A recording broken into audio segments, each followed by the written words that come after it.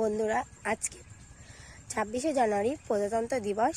তো আমি এই প্রজাতন্ত্র দিবস সম্পর্কে তোমাদেরকে কিছু কথা বলবো। যদি তোমাদের ভালো লাগে তো তোমরা পুরোটা দেখবে, স্কিপ করবে না। ভালো যদি লাগে তাহলে একটা লাইক আর একটা কমেন্ট করবে। চলো যাওয়া যাক, আমি তোমাদেরকে প্রজাতন্ত্র দিবস সম্পর্কে কিছু কথা বলছি।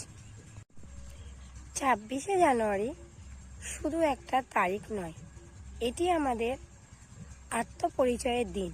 এই দিনটি আমাদের মনে করিয়ে দেয় আমরা কেবল একটি দেশের নাগরিক নয়, আমরা একটি সংবিধানের উত্তরাধিকারী।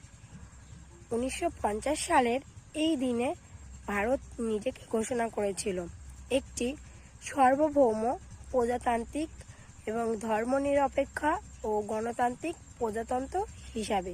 সেই ঘোষণার সঙ্গে যুক্ত ছিল লক্ষ লক্ষ স্বপ্ন, অগণিত ত্যাগ আর অদম্য সাহসের ইতিহাস।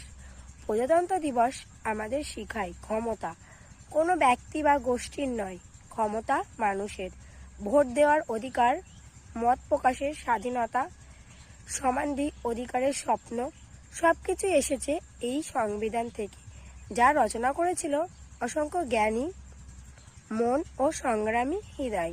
এই দিনটি আমাদের মনে করিয়ে দেয় স্বাধীনতা শুধু অর্জন করলেই শেষ নয়, তাকে রক্ষা করাও একটি দায়িত্ব। লালকেল্লা কিংবা রাজপথের কুচওয়ারের চেয়েও বড় বিষয় হলো নিজের দৈনন্দিন জীবনের একজন দায়িত্ববান নাগরিক হওয়া, সত্যের পক্ষে দাঁড়ানো, অন্যায়ের বিরুদ্ধে কথা বলা, ভিন্ন মতকে সম্মান করা। এগুলোই প্রকৃতির দেশপ্রেম। দেশপ্রেম মানে কেবল পতাকা ও স্লোগান নয়, দেশপ্রেম মানেই মানবিকতা এবং সহনামর্মিত। আরও আজকের দিনে আমরা শ্রদ্ধা জানাই সেই সব শহীদদের, যাদের ত্যাগে লেখা হয়েছে আমাদের সংবিধানের প্রতিটি অধ্যায়। তাদের স্বপ্ন ছিল এমন একটি ভারত যেখানে কেউ ভয় পাবে না, কেউ অবহেলিত হবে না, আর সবাই নিজের পরিচয় নিয়ে গর্ব করতে পারবে।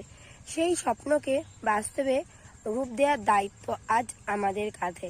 আসুন এই প্রজাতন্ত্র দিবসে আমরা শপথ নিই, আমার ঘৃণা নয়, ভালোবাসা ভারত গড়ব, বিভেদের নয়, ঐক্যের ভারত গড়ব, দুনিয়ার দুর্নীতির নয়, সততার ভারত গড়ব। আমাদের চিন্তা, কথা ও কাজে যেন সংবিধানের মূল্যবোধ প্রতিফলিত হয়, কারণ শক্তিশালী ভারত গড়ে ওঠে শক্তিশালী নাগরিকদের হাত ধরেই। গর্বিত আমি, কারণ আমি একজন